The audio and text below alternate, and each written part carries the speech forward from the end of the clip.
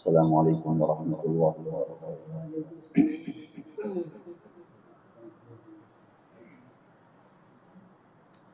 الحمد للہ وکفى والسلام علی عباده الذین اصطفى، اما بعد، اعوذ باللہ من الشیطان الرجیم، بسم اللہ الرحمن الرحیم۔ یا ایھا الذین آمنوا لا تتخذوا اليهود والنصارى أولياء بعضهم أولياء بعض ومن يتولهم منكم فإنه منهم، صدق الله العظيم۔ وقال النبي صلى الله عليه وسلم من تشبه بقوم فهو منهم، وفي رواية المرء مع من أحب، أو كما قال عليه السلام۔ اللهم صل على سيدنا محمد وعلى آل سيدنا محمد وبارك وسلم۔ دین اسلام ایک ایسا مکمل اور ہماگیر مذہب ہے، ہماجہت مذہب ہے کہ اس میں کوئی گوشہ تشنا نہیں ہے، ادھورا نہیں ہے، چاہے عبادات کے اعتبار سے ہو، معاملات صحن کے اعتبار سے ہو، معاشرت کے اعتبار سے کوئی شعبہ بھی خالی نہیں ہے۔ ہر اعتبار سے دین اسلام کی رہنمائی اور رہبری موجود ہے، اور اللہ کی مرضی پر کیسے چلا جائے، اللہ تعالیٰ نے اس کے لیے اپنے پیارے محبوب صلی اللہ علیہ وسلم کو دنیا میں بھیجا، مبعوث فرمایا کہ آپ کی سیرت اور صورت کو اختیار کیا جائے۔ یقیناً آپ کی سیرت اور آپ کی صورت کو اختیار کرنے میں ہی دنیا اور آخرت کی کامیابی ہے۔ اور دین اسلام نے ایک اصول اور ضابطہ یہ ذکر فرمایا ہے کہ اگر آخرت میں ہم نجات چاہتے ہیں، اللہ کے عذاب اور سزا سے بچنا چاہتے ہیں، تو بنیاد اور اصول یہ ہے کہ ہم اپنے آپ کو شرک سے محفوظ رکھیں، اپنے آپ کو شرک سے محفوظ رکھیں اور عقیدہ توحید پر اپنے آپ کو مکمل قائم رکھیں۔ یہ تو بنیاد ہے۔ پھر اعمال بندہ جیسے اختیار کرتا جائے گا، اس حساب سے یقیناً وہ جنت کے درجات کا مستحق ہوگا، وہ تو اپنی جگہ پر، مگر بنیاد عقیدہ توحید پر قائم رہنا، اسلامی شعار پر قائم رہنا۔ دین اسلام یہ ہمارا مذہب ہے تو یقیناً اس کا ایک اپنا شعار ہے، اس کی علامتیں ہیں، ان علامتوں کو ہمیں اختیار کرنا ہے، ان شعار کو ہمیں اختیار کرنا ہے۔ خدا نہ خواستہ اگر ہم نے ان علامتوں کو چھوڑا اور غیروں کی علامتوں کو ہم نے اختیار کیا، غیروں کے شعار کو، تہذیب و تمدن کو ہم نے اختیار کیا، تو یہ تو ظاہر ہے کہ اللہ کو ناراض کرنے والی باتیں ہیں۔ اسی لیے قرآن کریم نے بہت سی جگہوں پر واضح طور پر کفار اور مشرکین یہود و نصارہ سے اس قدر میل و ملاپ کو منع اور ناجائز قرار دیا ہے، جو میل و ملاپ ہمارے دین پر اثر پیدا کرے اور ہمارے شعار اسلام سے دوری پیدا کرے۔ کبھی تو قرآن کریم نے اس انداز سے ذکر فرمایا کہ اے ایمان والو، لا تتخذوا اليہود والنصارى اولیاء، کہ یہود و نصارہ کو اپنا ایسا دوست نہ بناؤ کہ جو دوستی اور جو قربت تمہیں دین میں، تمہارے دین میں خلل ڈالے۔ لا تتخذوا اليہود والنصارى اولیاء بعضهم اولیاء بعض، وہ تو ایک دوسرے کے دوست ہیں یہود و نصارہ۔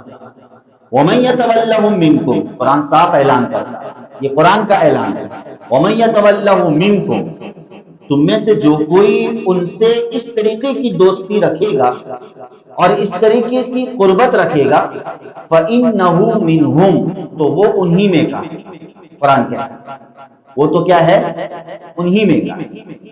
ایک دوسرے کے پر قرآن کریم نے یہ بھی ذکر فرمایا کہ یا ایھا الذین آمنوا لا تکونوا کالذین کفروا، اے ایمان والو ان لوگوں کی طرح نہ ہو جو کافر ہیں، یعنی اپنے رہن سہن کو، اپنے چال ڈھال کو، اپنے بناؤ سنگھار کو، اپنے عادات و اطوار کو کفار اور مشرکین کی طرح نہ بناؤ۔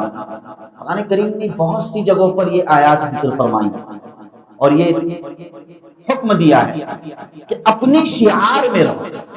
ان آیات کا مطلب کیا نکلتا ہے؟ تم کوئی غریب قوم نہیں ہو بھائی، کوئی مسکین قوم نہیں ہو کہ تمہیں دوسروں کی تہذیب کا سہارا لینا پڑے۔ بھائی سمجھ میں؟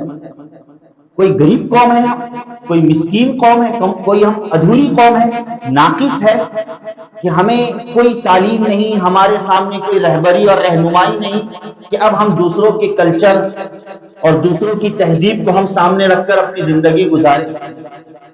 اللہ کے فضل و کرم سے اللہ نے ہمیں صاحب ایمان بنایا ہے، صاحب اسلام بنایا ہے، ایک بہترین کلچر اور تہذیب کے ساتھ اور ایک بہترین شعار کے ساتھ اللہ تعالیٰ نے ہمیں دنیا میں بھیجا ہے۔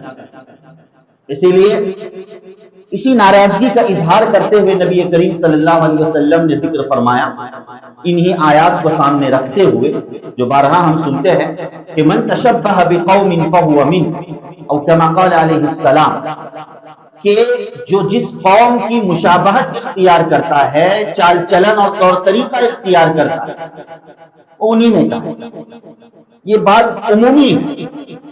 اب کوئی کسی اچھی قوم اور اچھے لوگوں کی مشابہت اختیار کرے گا تو اچھی صفات کا وہ حامل بنے گا، اور اگر بری قوم اور بری عادتوں کی مشابہت اختیار کرے گا تو یقیناً وہ چیز اس کے اندر اثر انداز ہوگا۔ مشابہت جو ہوتی ہے، تشبہ جو ہوتا ہے، وہ یقیناً اپنا اثر پیدا کرتا ہے۔ مشابہت اپنا کیا پیدا کرتی ہے؟ اثر پیدا کرتی ہے۔ اچھے لوگوں کی صفات اختیار کریں گے تو اچھی صفتیں اور اچھی عادتیں ہمارے اندر داخل ہیں۔ اسی لیے نبی کریم صلی اللہ علیہ وسلم نے ذکر فرمایا المرء مع من احب، آدمی کا حشر قیامت کے دن اسی کے ساتھ ہوگا جس سے اس کو محبت ہے۔ دنیا میں جس سے اس کو محبت ہے، جس کلچر سے، جس تہذیب سے، کل قیامت کے دن انہی کے ساتھ اس کا حشر ہونے والا ہے۔ کہ میں دنیا میں رہتا ہوں، نعوذ باللہ من ذالک، کہ مجھے وہ فلانا تہوار اچھا لگتا ہے، فلانے رسم و رواج مجھے اچھے لگتے ہیں، اس کے مقاصد بہت اچھے ہیں، میں اس میں شریک ہوتا ہوں۔ المرء مع من احب، آدمی کا حشر قیامت میں اسی کے ساتھ ہوگا۔ مجھے فلانے دیکھ کر اللہ کی یاد تازہ ہوتی ہے، ان کے ذکر و اذکار، ان کی عبادتوں کو دیکھ کر ان سے محبت ہے، آدمی کا حشر اسی کے ساتھ ہوگا جس سے اس کو محبت ہے۔ بس مشابہت اچھی چیزوں میں بھی ہوتی ہے اور مشابہت بری چیزوں میں بھی ہوتی ہے، اور یہی مشابہت ایک بہت بڑا نتیجہ پیدا کرتی ہے۔ قرآن کریم میں بہت سی جگہوں پر حضرت موسیٰ علیہ السلام کا واقعہ موجود ہے نا؟ فرعون نے جادوگروں کو بلایا تھا، واقعہ جانتے ہو جادوگروں کی کتنی تعداد تھی؟ ایک قول کے مطابق کوئی 50 اور 100 کی تعداد نہیں تھی، 70,000 سے زائد وہ جادوگر تھے۔ کتنے دن؟ 70,000 سے زائد۔ پتہ نہیں میں نے یہ واقعہ یہاں پیش کیا تھا یا کسی اور جگہ پر۔ 70,000 سے زائد جادوگر تھے جو حضرت موسیٰ علیہ السلام کو ہرانے کے لیے آئے، شکست دینے کے لیے، اور ان کا مقصد ظاہر بات ہے کہ جادوگروں کا مقصد کیا ہوتا ہے؟ پیسہ کمانا، پیسہ مقصد ہوتا ہے۔ اس لیے انہوں نے فرعون سے کہا بھی اَإِنَّ لَنَا لَأَجْرًا إِن كُنَّا نَحْنُ الْغَالِبِينَ، اگر ہم جیت گئے تو ہمیں کچھ ملے گا کہ نہیں ملے گا؟ فرعون نے کہا کہ ملنے کی بات کرتے ہو، إِنَّكُمْ إِذًا لَمِنَ الْمُقَرَّبِينَ، اگر تم جیت گئے تو تم تو میرے بہت ہی قریبی بن جاؤ گے۔ کس نے کہا؟ فرعون نے کہا۔ تو تم موسیٰ علیہ السلام کو ہرا کر تو دکھاؤ، اگر تم نے اس طرح کر دیا تو تم میرے بہت قریبی بن جاؤ۔ آئے تھے بد نیتی کے ساتھ، آئے تھے غلط نیتی کے ساتھ، عقیدہ فاسد، کافر تھے، نظریہ فاسد، کام فاسد، گناہگار کا کام، اور ایک جلیل القدر پیغمبر جیسی شخصیت سے مقابلہ کرنے کے لیے آئے۔ موسیٰ علیہ السلام نے ان کے سامنے کوئی بیان نہیں کیا، موسیٰ علیہ السلام نے ان کو کوئی واعظ و نصیحت نہیں کی، کوئی تقریر نہیں کی، کوئی توحید کا سبق نہیں دیا، شرک سے بیزاری نہیں ذکر کی، صرف مقابلہ ہوا۔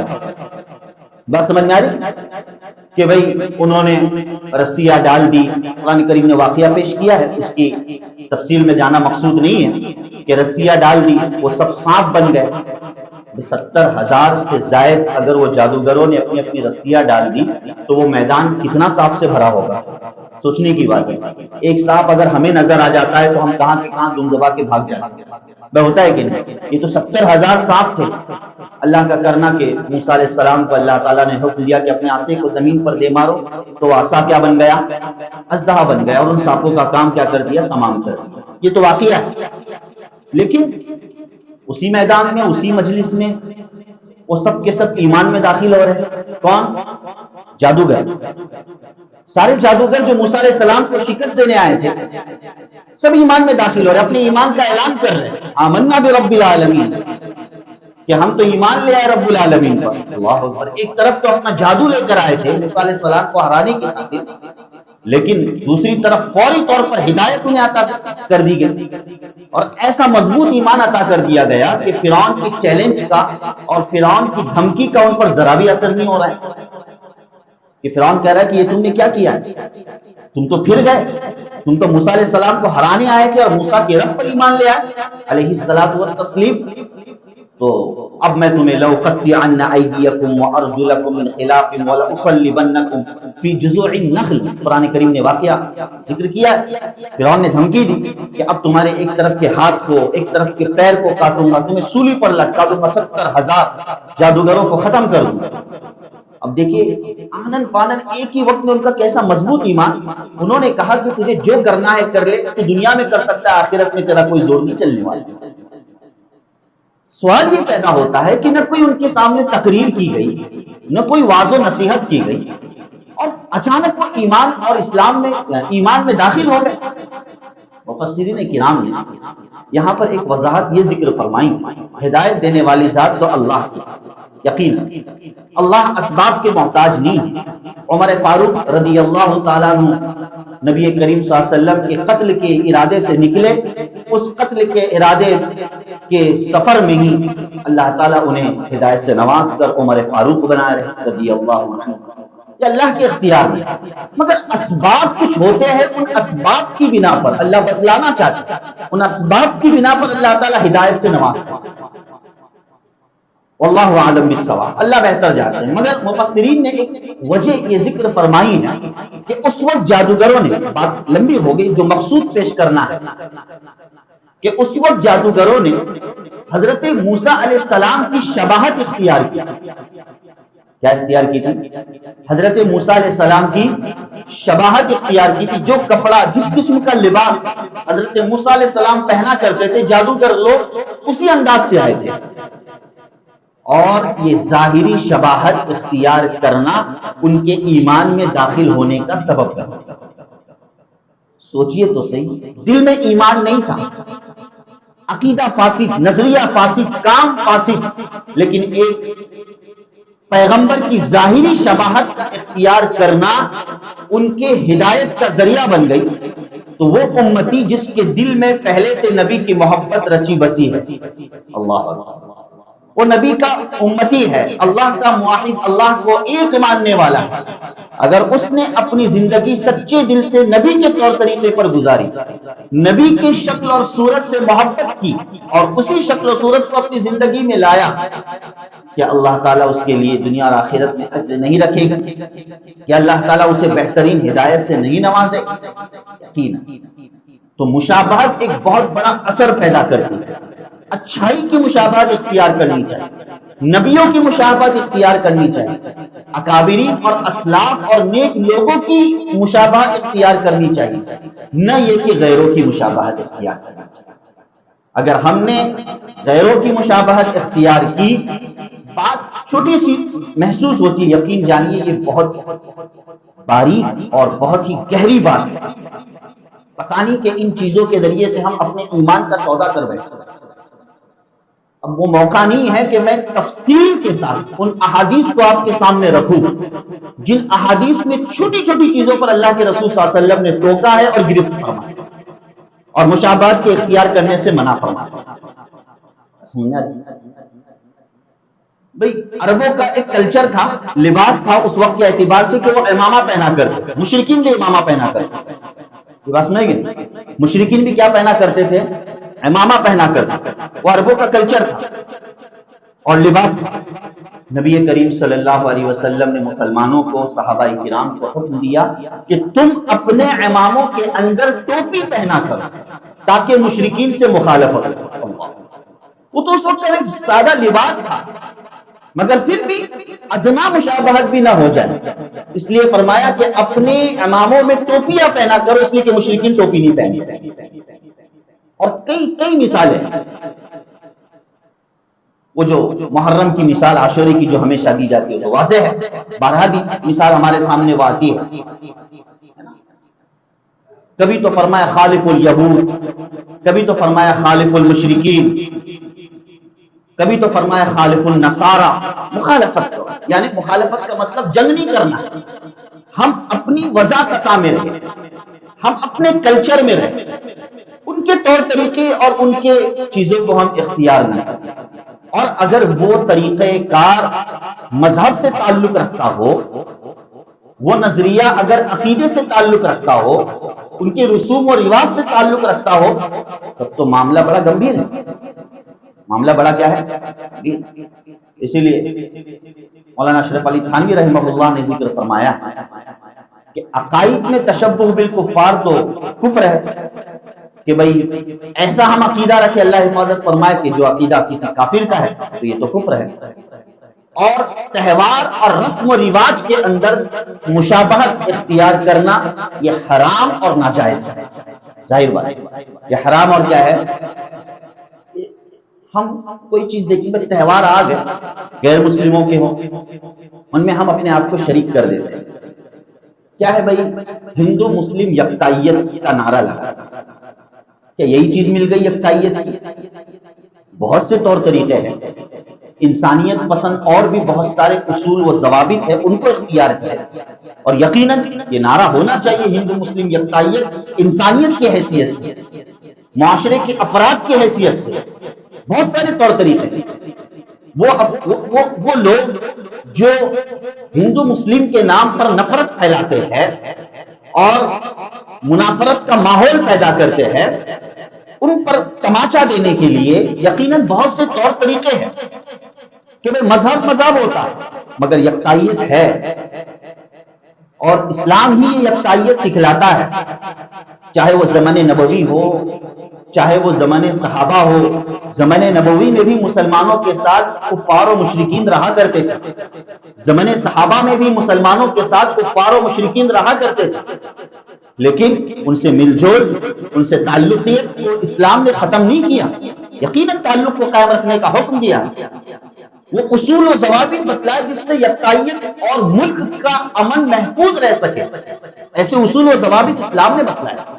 لیکن اس یکتائیت کو حاصل کرنے کے لیے ہم مذہب کو فراموش کر دیں، نعوذ باللہ من ذالک، مذہب کو چھوڑ دیں اور مذہب کو پیچھے ڈال دیں کہ یہ مذہب یکتائیت کی جگہ اختلاف لاتا ہے، نعوذ باللہ من ذالک۔ اس طریقے کا اگر ہمارا نظریہ اور عقیدہ بن جائے تو پھر کہاں کا ایمان اور کہاں کا اسلام۔ اللہ ہم سب کی حفاظت کرے۔ حال ہی میں 2 روز پہلے رکشا بندھن کا جو تہوار گزرا ہے، ہم جانتے ہیں ہر سال کچھ نہ کچھ چیزیں ہوتی ہے، اس سال کچھ زیادہ ہی، اللہ حفاظت فرمائے، کہ بھائی اس رکشا بندھن کے تہوار میں کیا ہے بھائی، اس کا مقصد بڑا پاکیزہ ہے کہ بھائی ایک بھائی اپنے بہن کی رکشا کا ایک عہد لیتا ہے، اپنے بہن کی رکشا کا کیا ہے اور اس کی حفاظت کا ایک عہد لیتا ہے، تو یہ کیا برا ہے؟ اب اس نظریے کے تحت اور اس مقصد کے تحت ہندو مسلم بھائی کو کیا ہے راکھی باندھ رہی ہے، یا ظاہر بات ہے کہ مسلم بہن مسلم عورت ہندو بھائی کو راکھی باندھ رہی ہے، اور میڈیا پر بڑا اس کا نشر ہو رہا ہے، اس کی اشاعت ہو رہی ہے، اور یہ بتلایا جا رہا ہے کہ بھئی یہ اس طریقے کا کام کر کے گویا کہ ہم نے ایک میسج دیا ہے، ایک پیغام اور ایک سبق دیا ہے ہندو مسلم یکتائیت۔ اور دیکھا دیکھی ہمارے علاقوں میں بھی اللہ حفاظت فرمائے، اسکولوں میں کالجوں میں اسکولوں میں جوان جوان بچیاں، جوان جوان لڑکیاں ان غیر مسلم بچوں اور اسٹوڈنٹ کو راکھی باندھ رہے ہیں، اور دیکھا دیکھی چھوٹے چھوٹے بچے بچیاں آپس میں راکھی باندھ رہے ہیں، اور ہماری مسلم عورتیں اور مائیں باقاعدہ ان کے فوٹو لے کر اس فوٹو کو عام کر رہے ہیں۔